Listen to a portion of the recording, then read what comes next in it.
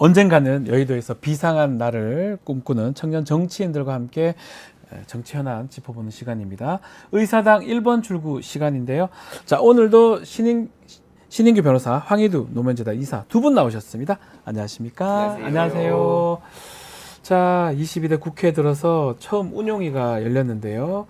여야 의원들 모두 참석했지만 초반부터 고성과 삿대지려 관한 등 강하게 충돌하는 모습이 연출됐습니다. 특히 정진석 비서실장 포함해서 야당이 요구한 대통령실 16명 모두 참석을 했던 상황인데, 자, 22대 국회 첫 운영이 자, 많은 관심을 가졌었는데요. 어떻게 보셨습니까? 뭐 우선은 정진석 비서실장이 출석을 했는데요. 네. 아무래도 이제 오선의 의원에다가 또 부의장까지 지내서 아무래도 국회 상황을 잘 아는 분 그렇죠. 아니겠습니까? 그래서 의원들의 뭐 날카로운 질문도 있었습니다만은 나름대로 좀 빗장 수비를 열심히 했다라는 생각이 들었습니다만은 국민적 시각에서 봤을 때는 좀 민심이 궁금해하고 민심이 바라보는 각도와는 너무나도 괴리된 그런 인식을 좀 보여주지 않았나. 저는 그래서 매우 좀 안타깝게 봤습니다.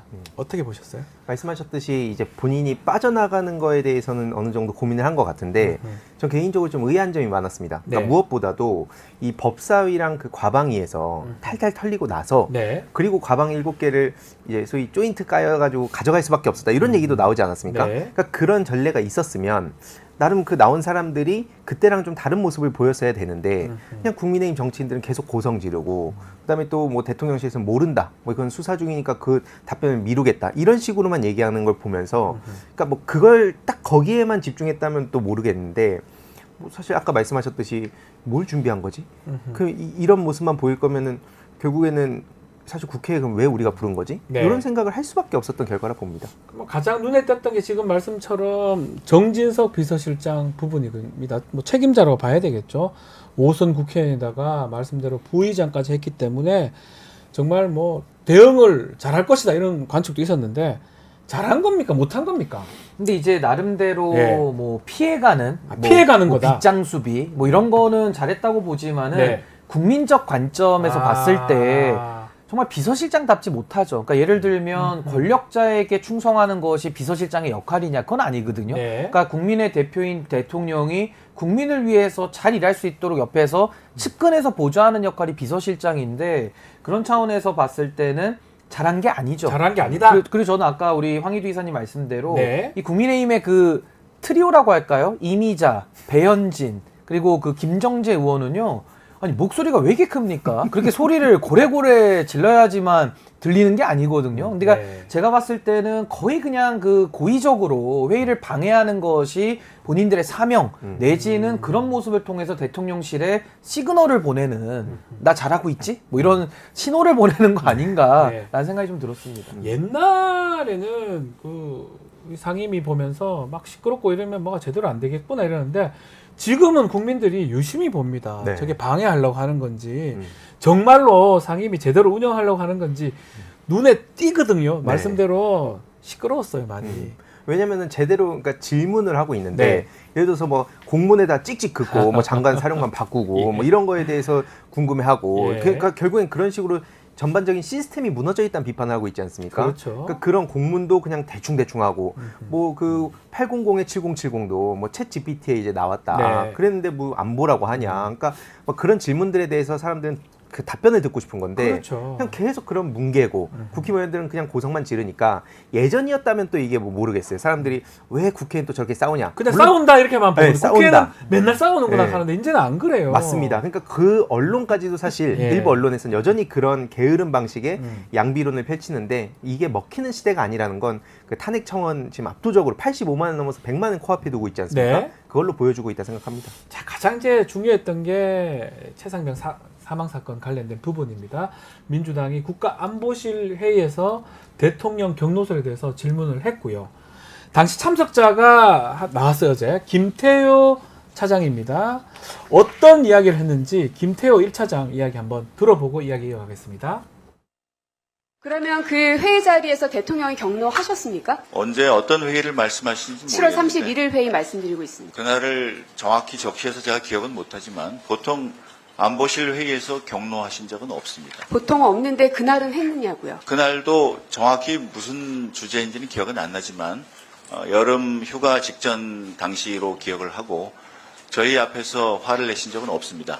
그러면 이런 일로 사단장 처벌하면 누가 사단장 할 수 있겠냐 류의 내용을 들은 적 있습니까? 저도 없고 그 주제에 대해서는 제가 아는 바가 없었습니다. 아는 바가 없다는 거는 있었을 수 있다는 거예요? 아니면 내가 못 들었다는 언론에서 겁니까? 하도 많이 나와서 이 사건을 알게 되었습니다. 그러면 그 대통령이 경로했다는 것은 본 적은 없고 네네, 들은 적도 없다. 그렇습니다. 그러면 어느 자리에서 대통령이 경로했을까요? 제가 보지 않은 사실에 대해서는 제가 대답을 할 수가 없습니다. 자, 대통령의 경로. 자, 대부분 뭐 안보실 회의에서 경로했다고. 그 제가 봤을 땐 대부분 국민들은 그렇게 이해하고 있고 그렇게 다 얘기를 하고 있는데 좀 다른 것 같기도 하고요. 김태호 차장 발언 어떻게 들으셨습니까? 근데 저는 어제 그 대통령실의 비서실장을 비롯한 이 참모들의 태도가 굉장히 좀 고집불통이라고 하는 네. 윤석열 대통령을 좀 닮아 있는 거 아닌가. 근데 고집불통을 넘어서서 고집꼴통의 모습까지 좀 어제 꼴통이다. 보여준 거 아닌가 예. 싶었고요. 특히나 이 대통령의 경로라는 것은 그 경로 자체가 중요하다라기보다는 대통령이 수사 외압으로 나아갔다라는 하나의 범행 동기, 그렇죠. 동기로서 상당히 중요한 부분인 거거든요. 근데 뭐 윤석열 대통령 평소에도 경로 많이 한다라는 거를 국민들도 알고 많은 언론을 통해서 이미 그러니까요. 보도된 바도 보도의 많은데 경로 얘기가 뭐 맨날 보도됐던 거 아니에요? 근데 김태효 차장은 이날 회의에도 아마 들어갔을 텐데 네. 김태효 차장만 모릅니까?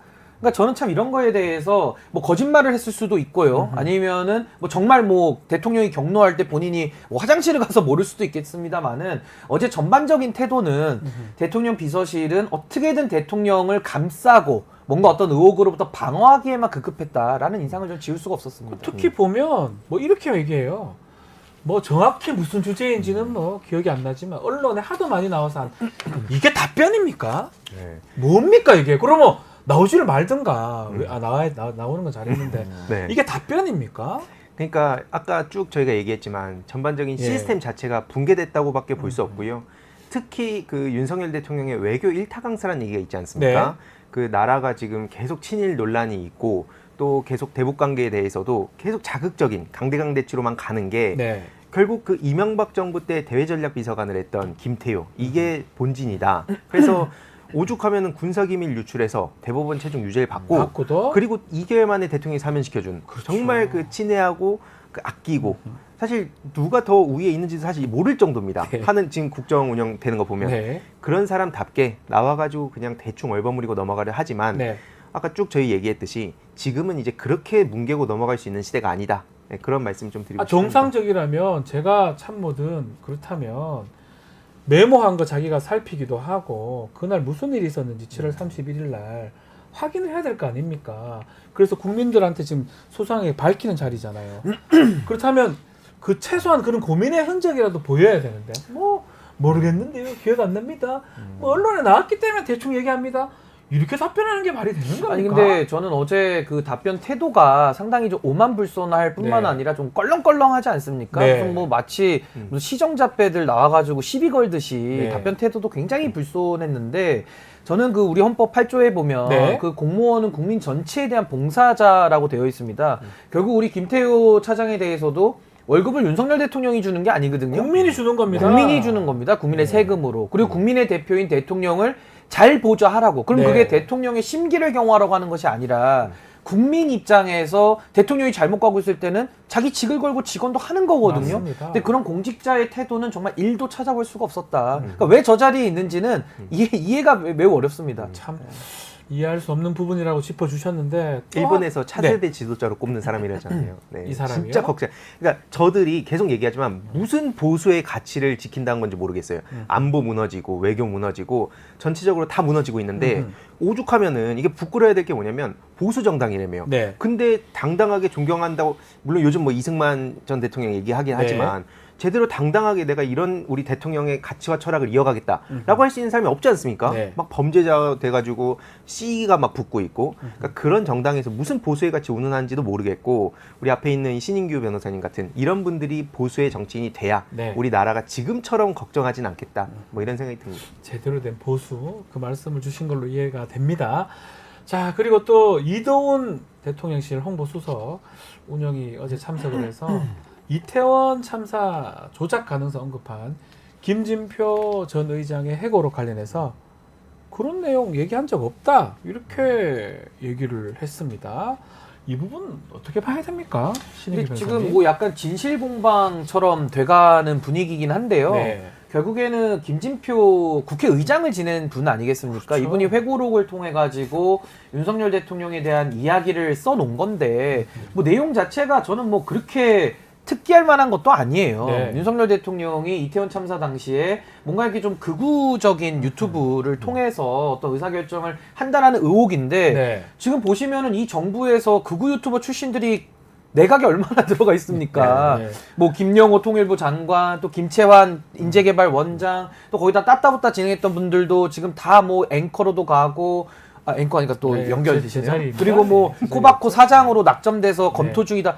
뭐 언론 보도가 쏟아지고 있지 않습니까? 네. 그리고 뭐 취임식에도 초대받아 갔고요. 네. 그러니까 이런 상황 속에서 그냥 김진표 의장의 말씀은 하나의 그냥 보강 증거에 불과한 사안인데 뭐 거기에 대해서 국민들이 저는 다 올바르게 지금 보고 계신다라는 생각이 들고 결국 이태원 참사 핵심이 뭡니까? 주된 책임자라고 할 수 있는 이상민 장관 그리고 윤희근 청장, 경찰청장, 오세훈 시장, 박희영 구청장 네. 어느 한 사람 책임진 사람 있습니까? 네. 아무도 없거든요. 그럼 그것이 윤석열 대통령의 인식을 그대로 보여주는 것이고 그것은 극우 유튜버가 이야기했던 조작설과 무슨 뭐 좌파 언론설과 다 맞닿아 있다고 네. 볼 수밖에 없거든요. 그 부분을 국민들은 지적한다라고 보시죠. 자, 의사당 1번 출구 계속해서 진행을 하겠습니다. 자, 오늘부터 대정부 질문 지금 진행이 됩니다. 아마 사흘간 진행될 예정인데 첫날이 정치, 안보, 외교고요. 내일 경제, 3일차는 교육, 사회, 문화입니다. 자, 관전 포인트 또 어떻게 전망하는지 신은기 변호사님부터요. 근데 지금 뭐 나라 꼴이 말이 아니기 때문에 예, 꼴이요. 뭐 예. 따져 물어야 될 게 한두 개가 아닌데 네, 저는 그죠. 더 심각한 문제는 뭐냐면요. 한덕수 총리가 나와서 주된 답변을 할 거 아니겠습니까? 네. 근데 이분은 총선 대표 이후에 사표를 썼다가 네. 다시 회수했다가 예. 또 쓰는 건지 많은 건지 신문만 보고 있는지를 그러니까요. 모르겠어요. 네. 그러니까 이런 정말 책임감 없고 뭔가 국정 장악력이 없는 허수아비 바지 총리를 상대로 해서 묻는 게 뭔 의미가 있는가라는 좀 근본적인 좀 회의감이 들지 않는가. 그리고 예, 어제 예, 운영위원회의 모습이 그대로 대정부 질문에서도 아마 재편이 돼서 음흠. 미꾸라지처럼 빠져나가면서 자기 보신적인 답변만 일관한다면은 이 대정부 질문이 의미 있게 진행될 수 있을까라는 저는 좀 우려가 많이 좀 들고 있습니다. 부정적 우려를 말씀을 하셨습니다. 네. 황희도 이사께서는 어떻게 저도 보십니까? 마찬가지로 부정적으로 보는데 그 뭐 민주당에서는 이 특검 4국조를 네. 중심으로 그 뭐 나머지 다른 내용들도 다루겠죠. 특히 뭐 고물가 관련한 그 지금 정부의 제대로 된 대책도 없고 초부자 감세만 하고 있으니까 그런 문제에 대해서도 아마 집요하게 묻겠지만 다수의 국민들의 관심사는 대표적으로 최혜병 특검과 김건희 특검 이 두 개가 그렇죠. 중점적으로 갈 텐데 네. 말씀하셨듯이 답변은 뭐 그냥 여태까지 법사위, 뭐 과방위 운영 이런 데서 보였던 모습을 그대로 보여줄 거라 보고요. 결국에는 그 과정에서 네. 그 민주당 정치인분들도 그 막 고성만 지르고, 그러니까 소위 이제 요즘 막 쇼츠형 정치인이라는 얘기 많잖아요. 네. 쇼츠에 내가 어떻게 보일까? 아하. 여기에 집중하기보다는 이제 막 민주당 정치인들 중에 날카롭게 질문을 해서 좀 좋은 선순환할 수 있는 그런 쇼츠를 뽑아내신 분들 많잖아요. 그래서 그런 분들 쪽처럼 거기에 집중했으면 좋겠다는 생각이 개인적으로 듭니다. 조금 예리하게 좀 질문을 해달라. 예. 괜히 좀 화내서 쇼츠만 뽑지 마라. 예. 그렇게 이제 이해가 되는데. 네. 자, 야권에서는 대정부 질문 이 기간 동안 특검법, 또 방송사법, 그리고 그 김홍일 방통위원장 탄핵 소추안까지 의결시키겠다, 통과시키겠다는 입장인데, 통상적으로는 대정부 질문할 때는 이런 법안 처리는 하지 않는 게 관행이라고 합니다. 여당이 반발하고 있는데 어떻게 봐야 됩니까? 근데 지금 뭐 관행을 이야기하기에는 그럼 네. 정부 여당이 관행을 지킵니까? 예. 오히려 관행보다 더 잘 지켜야 될 법조차도 지키지 않아서 윤석열 대통령이 지금 삼권분리 완전히 형해화시키고 있고 네. 게다가 뭐 수사권 사유화하고 뭐 거부권 남용하고 임명권도 남용하고 뭐 이러고 있거든요. 네. 그래서 저는 이제 국회 안에서 관행을 이야기를 하려면은 먼저 정부 여당부터 태도를 바르게 하고 그러면서 저는 관행을 얘기하는 게 맞다고 보고요. 지금 법안 같은 경우도 최해병 특검법 같은 경우는 원래는 거부될 수 없는 법을 거부했기 때문에 지금 들어가는 것도 많이 늦은 거거든요. 아. 그래서 좀 시간이 없다라는 생각이 들고 방송에 대한 것도 지금 김홍일 위원장이 정상적인 방통위를 운영하고 있습니까? 네. 비정상적인 상태에서 비정상적인 행정을 하고 있기 때문에 여기에 대해서는 국회가 마땅히 좀 책임을 묻는 것이 국회의 책임이다. 저는 그렇게 생각합니다. 근데 한편으로는 의석수 믿고 너무 독주하는 거 아니야, 야당. 그래서 여론을 좀 의식해서는 좀 조절은 해야 된다 이런 얘기도 있거든요. 어떻게 봐야 됩니까? 그 얘기는 뭐 여태까지도 예. 있었고 앞으로도 영원히 있겠죠. 네. 그 여론이라는 게 전 뭔지가 궁금하다는 거예요. 아, 예, 예. 팬덤 정치, 뭐 여론. 그러니까 이게 왜 그런 취지로 얘기하는지는 알겠는데 그럼 정확히 여론이 뭐냐? 그럼 여기서 그럼 민주당이 좋은 게 좋은 거다 하고 대충 그냥 들어가십시오. 이런 식으로 하면 그럼 그게 좋은 건가?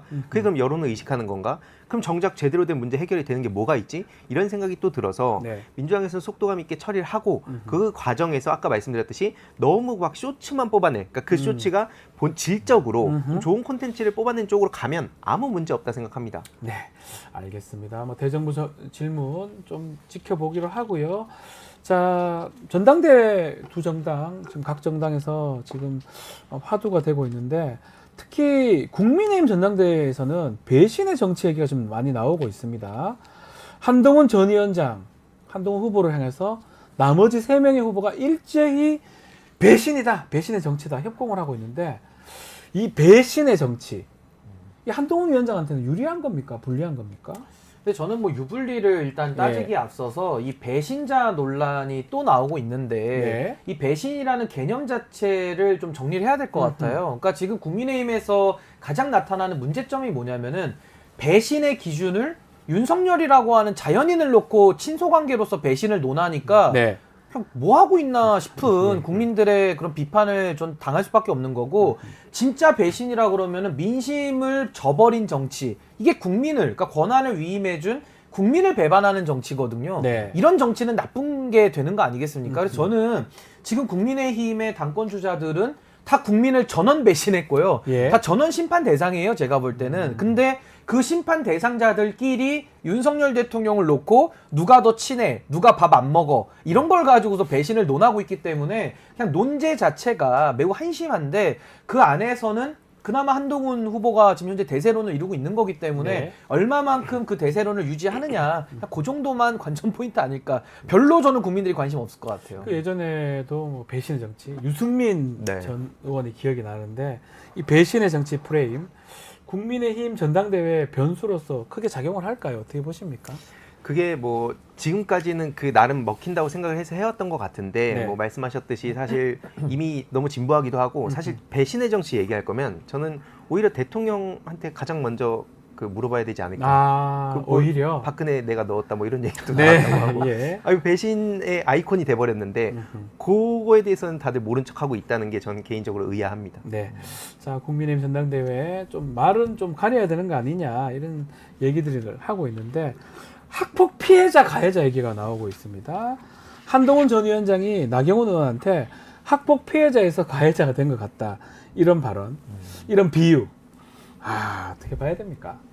그러니까 좀 유치한 말싸움 같은 네. 느낌을 지울 수가 없고요. 그리고 더 하나를 꼽자면은 비유도 네. 상당히 정확하지도 않아요. 갑자기 여기서 무슨 뭐 학폭이 나와가지고 뭐 가해자 피해자 바뀌었다라는 게 좀 공감이 되는 비유여야 이게 소통이 가능한데 뭔 얘기하고 있는가 싶은 생각이 들고 그냥 한동훈 후보는 당 내에서는 나름대로 뭐 비윤인지 반윤인지 뭐 그것도 신용만 하는 건지는 모르겠습니다만은 민심을 많이 얘기하고 있습니다. 네. 근데 국민들 보시기에는 아니 그렇게 민심을 쫓는다면서 왜 최혜병 특검에 대해서도 단서를 많이 달고 있습니까? 그러니까 민심을 쫓겠다라고 말은 하지만 정작 민심을 쫓을 마음이 없는 거거든요. 그러니까 이런 식의 위선적이고 이율배반적인 태도를 갖고 있다 보니까 그게 당 내에서는 뭐 이미지 메이킹이 돼가지고 일부 효과가 있을지는 모르겠습니다만은 결국 한동훈 후보가 대표가 되더라도 민심을 쫓는 당대표가 아닌 거예요. 그러니까 네. 국민들 입장에서는 또 한 번의 양두구육을 또 지켜봐야 된다. 그러니까 이 끝없는 양두구육 당을 어떻게 처리하느냐. 아마 국민들은 이걸 놓고 논의를 하지 않을까라는 생각이 좀 듭니다. 말씀대로 선거에 졌지 않습니까? 네.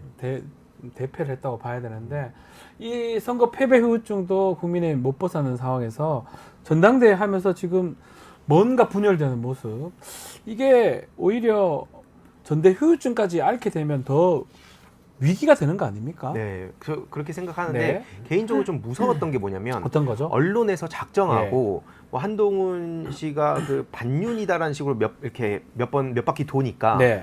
마치 진짜 그렇게 된 것처럼 또 그게 사실이 돼버리거든요. 그러니까 저는 이게 진짜 무서웠어요. 아까 말씀하셨듯이 무슨 대법원장 추천해가지고 또 난리가 났었는데 네. 그런 거는 쏙 빠지고 무슨 어느 순간 조금만 시간 지나면 진짜 반윤의 아이콘으로 만들 수도 있겠구나. 저들이 작정하고 막 언론이 또 그걸 도와주고 포털에 걸리고 하다 보면 어느 순간 그게 사실이 되는 시대가 전 너무 무섭더라고요. 이런 식으로 그러니까 누구든 말씀하신 양도구역 하는 사람을 마치 새로운 아이콘이고 보수에 참신한 뭐 시대 정신이 되고 막 이런 거 자체가 너무 심각한 한국 사회의 현실을 보여주고 있다 봅니다. 예, 언론이 조금 더 문제다라고 짚어주셨는데, 근데 저는 거기에 대해서는 그래도 좀 안심을 할 네. 부분을 말씀드리자면은 이제 이게 박근혜 집권 모델을 그리는 거거든요. 네. 마치 뭐 전두환 노태우 모델처럼. 네. 근데 박근혜 대통령은 시작부터 여당 내 야당을 일관되게 해왔고요. MB와 박근혜는 검사 동일체 관계는 아닙니다. 그래서 국민들이 구별해서 봤지만 이 둘은 윤석열, 한동훈 한 패거리다. 그리고 검사 동일체다. 그리고 지금 집권 2년 동안은 꿀을 쫙쫙 빨다가 네. 이제 와서 야권인 것처럼 아무리 이미지 세탁 분치를 해도 국민들께서 그 화장 다 지울 수 있거든요. 네. 그래서 저는 뭐 크게 뭐 클렌징 티슈로 다 닦으면 된다. 네. 봅니다. 그러니까 그 한동훈 씨뿐만 아니라 예. 그러니까 작정하고 누구든 제3의 인물, 제4의 인물을 만들 수 있다는 게 좀 우려가 돼요. 언론에서 예. 그렇게 만드는 거. 예, 예. 자, 조심스러운 얘기긴 한데 누가 될 것 같습니까? 근데 저는 이제부터가 관건이라고 보는데요. 아니, 지금부터 저는 이제. 어대한이라는 게 지금 무너져 내리고는 있다. 아. 근데 원희룡 후보가 지금 반사이익을 받아야 되는데 네. 너무 정치가 진부해요. 예, 예. 지금 또 2016년도로 올라가서 누가 그때 배신했냐 안 했냐 또 이 논쟁으로 가니까 그러니까요. 뭐 저는 크게 관심은 없는데 네. 뭐 아무튼 한동훈 후보와 원희룡 후보의 양강구도라서 뭐 예측은 좀 어렵습니다. 예측하기는 어렵죠. 지금부터 시작이다. 20일 정도 남았는데 어떻게 보십니까? 뭐 개인적으로는 그 한동훈 후보가 여태까지는 네. 그래도 좀 어대한 얘기가 나왔지만 또 대통령실에서 작정하고 지금 그 공격을 하면 또 양상이 바뀌지 않을까라고 개인적으로 생각하고 있습니다.